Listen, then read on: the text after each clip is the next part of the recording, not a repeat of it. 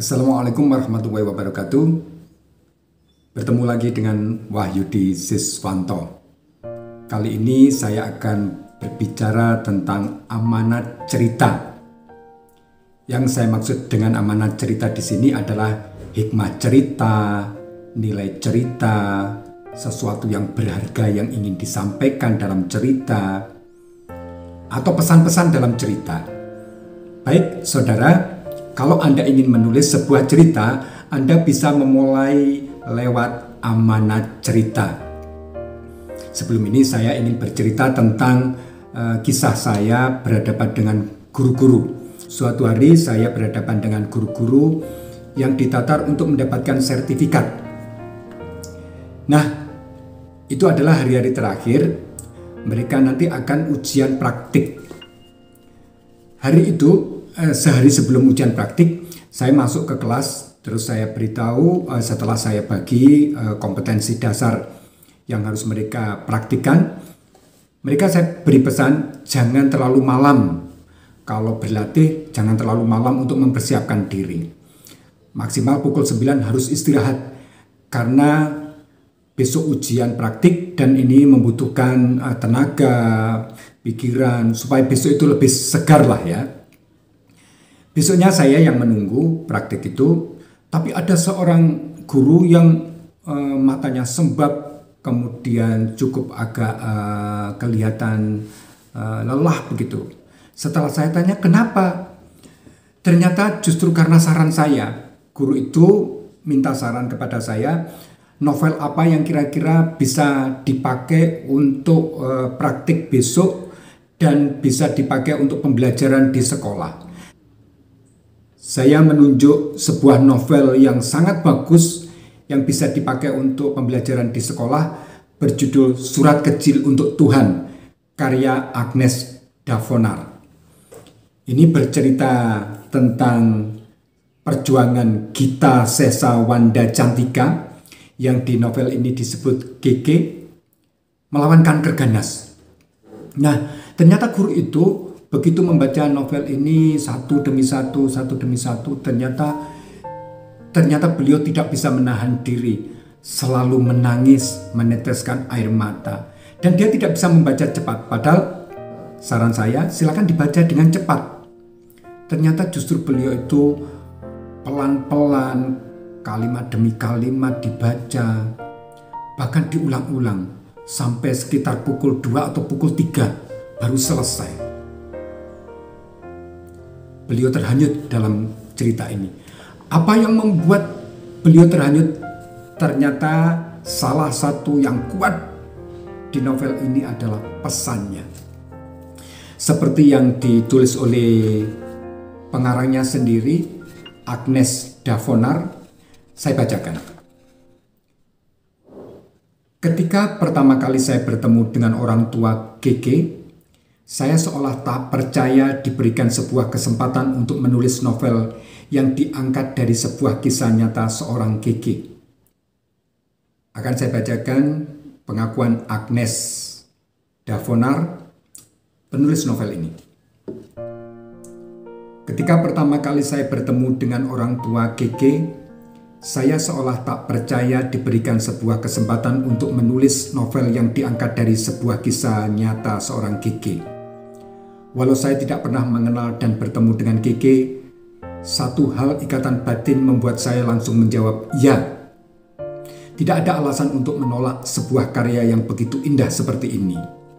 Perjalanan kisah yang diutarakan oleh ayah GG telah membuat saya bermain dalam sebuah dunia yang sangat menyentuh. Bisa saya rasakan sendiri betapa air mata berjatuhan ketika saya menulis cerita ini. GG pribadi yang kuat dan bersahaja mengajarkan saya dan berhasil membuat saya dekat dengan Tuhan. GG juga membuka mata saya tentang dunia yang begitu sempit, namun juga begitu indah.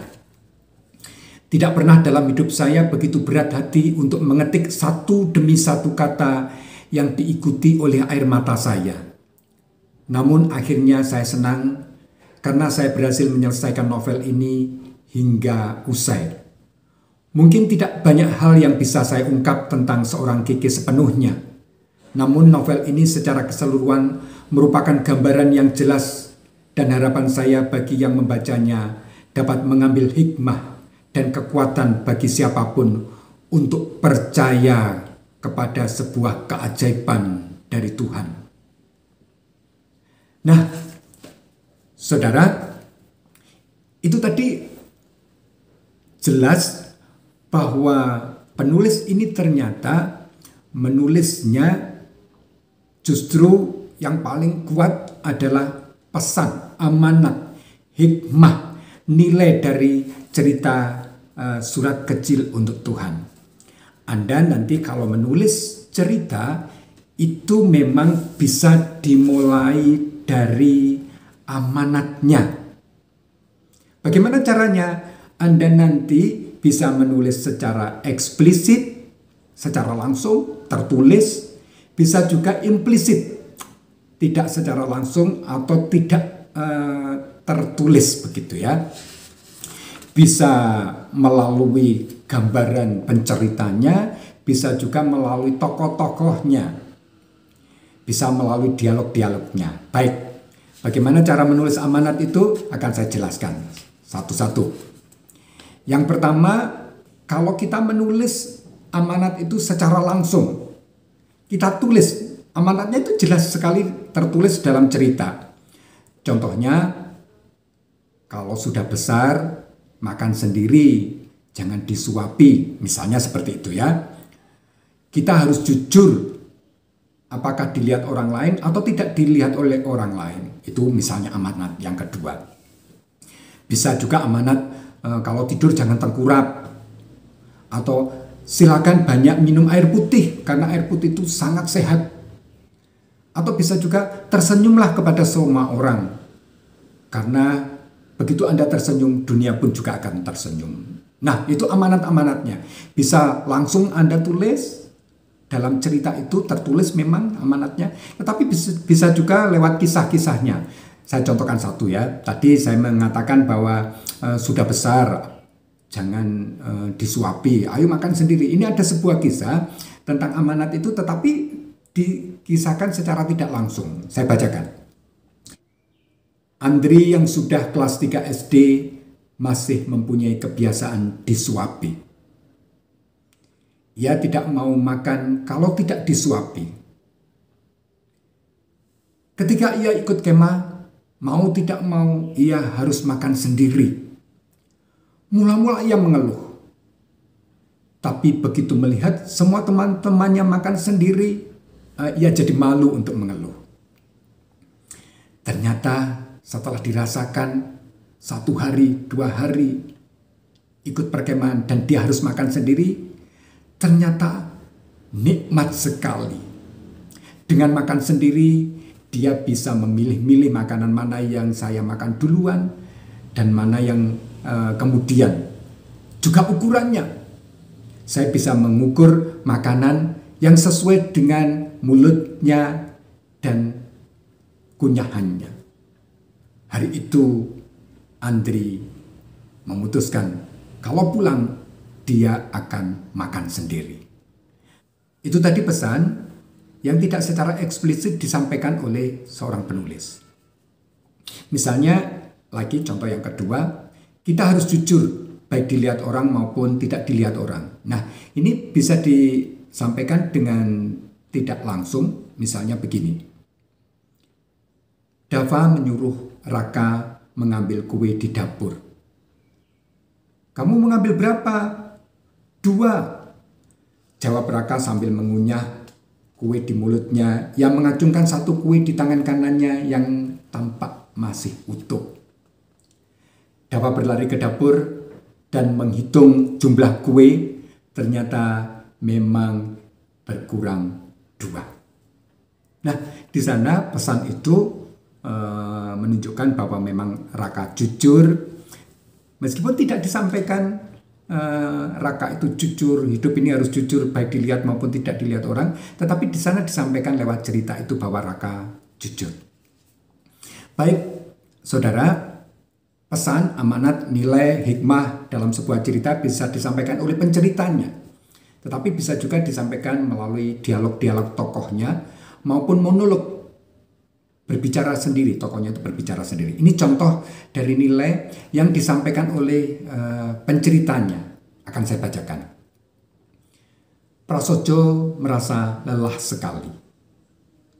Ia lelah telah marah-marah.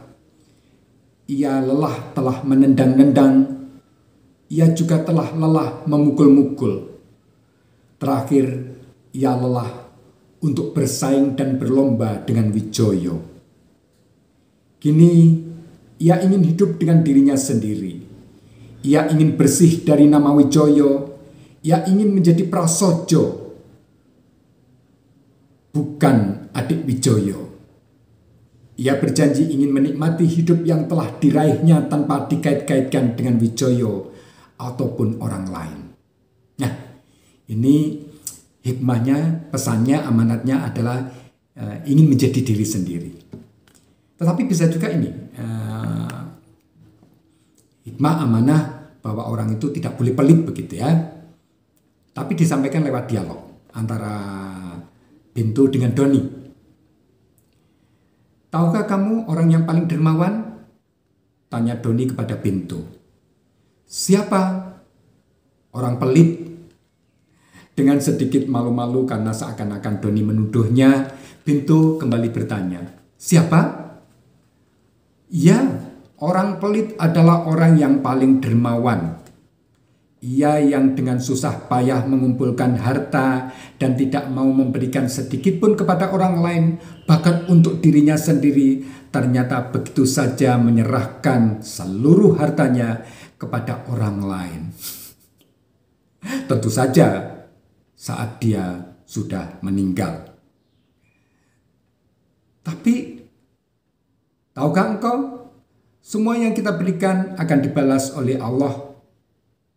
Bahkan Allah akan memberikan lebih dari apa yang kita minta dan yang kita berikan. Benarkah? Tanya Bento. Kalau begitu, saya harus memaksa diri saya sendiri untuk memberi. Nah, saudara, itu yang berupa dialog. Tapi bisa juga berupa monolog, yaitu perenungan, pembicaraan dalam hati seorang tokoh. Contohnya seperti ini. Ini suara batin Bento. Memang benar seperti yang dikatakan Doni. Kebaikan itu awalnya harus dipaksa. Berikutnya bisa. Lama-lama akan terbiasa. Kini usahaku menjadi bertambah besar tanpa hambatan yang berarti. Semakin aku perbanyak sedekah, semakin banyak rezeki yang datangnya tidak aku sangka-sangka. Begitu batin Bento sambil memandangi toko bangunan yang dibukanya. Nah, ini Bento berdialog dengan dirinya sendiri, monolog. Saudara, seperti itulah kalau kita mau mengembangkan sebuah cerita, bisa dimulai dengan amanat, dengan nilai yang ingin kita sampaikan, dengan pesan yang ingin kita sampaikan kepada pembaca. Selamat, saya tunggu cerita Anda. Semoga ini menjadi inspirasi bahwa sebuah cerita itu ternyata bisa dimulai dari sebuah amanat. Assalamualaikum warahmatullahi wabarakatuh.